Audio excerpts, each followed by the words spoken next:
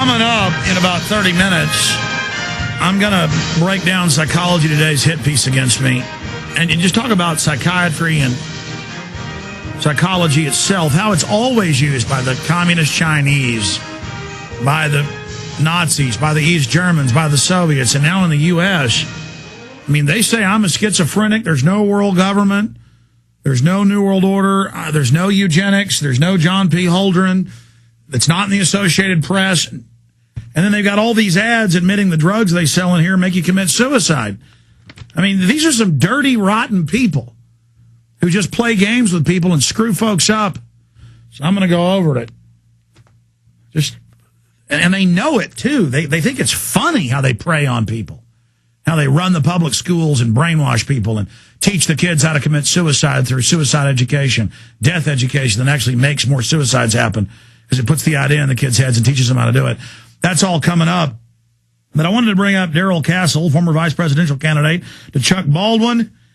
And we appreciate him coming on with us. He's a very interesting fella. He's a commissioned officer in the United States Marine Corps, where he served for 4 years during the Vietnam era. After leaving the Marines, he went to graduate school in history at ETSU and then entered the Memphis State University Law School, where he graduated with a doctorate. And he also runs a private firm that grew into Darrell Castle Associates.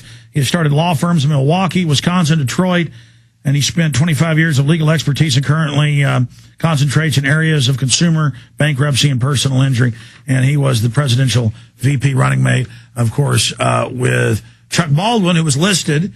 His supporters as terrorists, Bob Barr's as terrorist, Ron Paul's as terrorist, gun owners, veterans, #1 threat in the DHS and MIAC report. And he went to one of the state hearings with the legislature on this last week. So we thought we'd get him to pop in to talk about this in light of federal marshals going public, saying they've been ordered to put innocent people at airports in databases just to show a terror threat.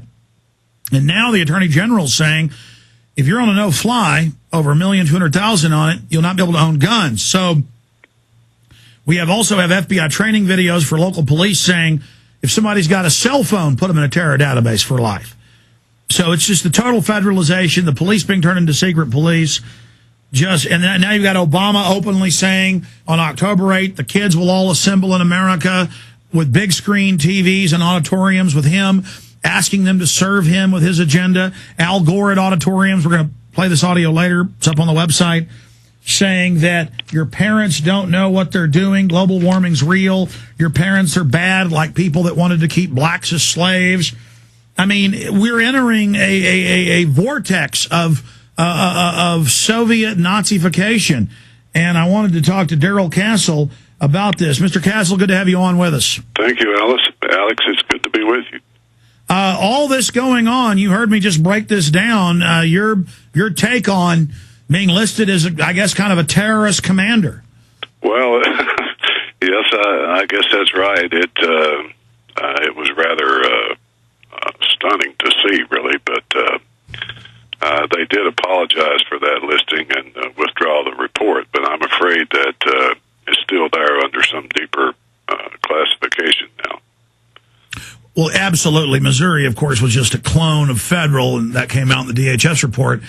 Tell us what it was like when you learned of this in the campaign, and that Ron Paul stickers, Chuck Baldwin stickers, Constitution Party stickers, go ahead and pull people over, ask them questions. Ron Paul supporters being stopped at airports now and ask about it. And then going to these hearings, what you learned. Well, the interesting thing for me about the hearings was the back and forth with the legislators and the questions that they asked me after I spoke. But listening to the testimony of the police officers that they had there and how they used this report and what they thought about the entire MIAC process and that sort of thing was fascinating, because they had two police captains from the Kansas City Police Department. Both of them were fine officers, recruiting poster type officers, and one of them is directly in charge of MIAC and of using it, and he talked about how they need it for officer safety. It's vital information that they just have to have, and that the real problem these officers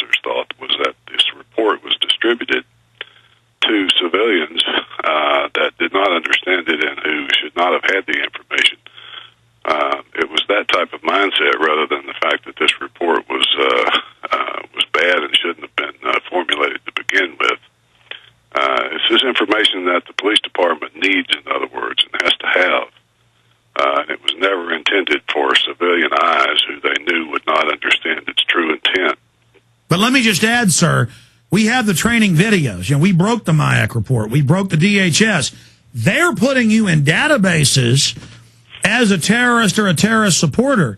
This is now up on our YouTube channel, but while we're talking, maybe you guys can roll some of the video in the background, because for those that just joined us, we also simulcast the radio show as a TV show. But we have this FBI training video where they're putting you in databases. And now with this news out, it's being used as a chilling effect. And the Attorney General's saying, no judge, no jury, no way to ever get off the list. If you're listed as an extremist for being a veteran or a gun owner, you don't ever get to own guns anymore. Well, they told us, one of the legislators told me in this hearing, he said quite forthrightly that if you got on the terrorist watch list, he gave the procedure for getting off and said basically that it was impossible to ever get off. No matter, even if you were completely innocent, you could never be removed from it. So it is a frightening scenario. I appreciate you breaking the story and making it public. Well, I'm not like bragging that we broke it. I'm just saying we get sent all this material, and it's, if you know the Soviet Union, Nazi Germany, as I know you've studied it, if you know tyranny, this is the most hardcore tyranny. I mean, it's like the Hope Diamond of diamonds. It's like the Henry Ford of Ford. It's the Adolf Hitler of Hitler. I mean, it's the most hardcore, vicious, horrible type, and it's really happening. And it really is. And this report, as I testified the other day, in my opinion, was designed to radicalize the police against legitimate mainstream political activity and to create an atmosphere of fear and intimidation. And it seems to be succeeding. Yeah, if they win, if we stop saying, okay, we're for the Second Amendment, okay, we're for controlling the borders, okay, we're against abortion, because we're going to be put on a secret police list and can't fly, or Homeland Security saying have a job or own a gun, I mean, this is it. If we give into this and shut up, they win. Well, that's exactly right, and that's why I'm spending so much time traveling around the country talking to anybody that will listen to me about it. It is terrible, and it's difficult to understand that it's actually happening right here in front of us, but it's amazing to watch and to experience. Well, when you were an officer in the Marine Corps back in the 70s, could you have ever, because I know this is what people were taught about the Soviet Union, could you have ever imagined the police would be federalized and secret police, and the number one threat for Homeland Security and Northcom would be veterans and gun owners? No, I could never have imagined that, but they did tell us when they sent us to the Far East that if we didn't go over there and fight them in the Far East, the communists would be crawling up the beaches in California. As it turns out, they were right. Well, have you seen this, that Obama's going to make all the kids in the country muster before him with big movie screens as he, quote, asks them for help with his agenda? I mean, I'm pinching myself. I mean, I can't even believe this, Mr. Castle. That's Adolf Hitler type stuff. I can't believe any parent would allow their child to be subjected to that type of brainwashing, but apparently they will. Well, where does the Constitution Party go from here? But they didn't stop with you. They said Bob Barr and the Libertarians, and they're pretty milquetoast. Is the milkman? Are they going to list apple pie as terrorism next? Well, Ron Paul, a sitting U.S. congressman, was also listed. He's a fairly calm individual, and a lot of people support him. In fact, over 270 congressmen have endorsed his audit the Fed bill. So, he's really not that dangerous. But these folks they're amazing. I'm telling you. I suppose you're right. If you don't agree with them, you're a terrorist. That's what it comes down to. I do think it's backfiring on them, though. Americans have enough memory of tyranny, at least from Hollywood, of what it looks like, and people that are veterans that have seen it around the world, but these people aren't stopping. They say they're going for broke. So how do you think this is all going to end? I somewhat follow the line of reasoning that your former guest had. And so it looks terrible.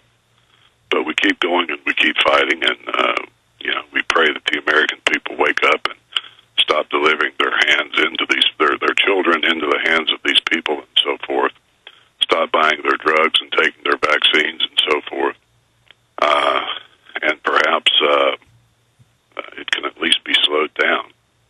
Well, that's another thing. October 8th, because they're still doing this Obama thing, everyone should not send their children to the government schools, at least on that day.